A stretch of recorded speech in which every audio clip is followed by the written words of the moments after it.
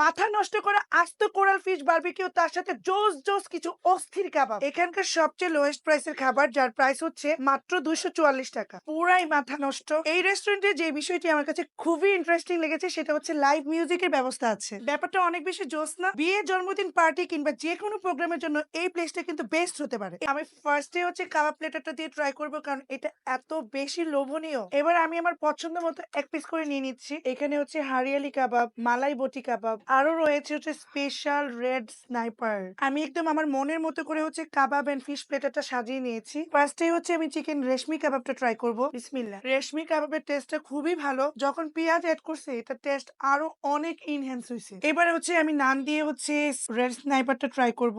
একদমই perfect and well cook, সাথে কিন্তু অনেক সস আছে। আমি প্রথমে হচ্ছে রায়তা দিয়ে ট্রাই করব।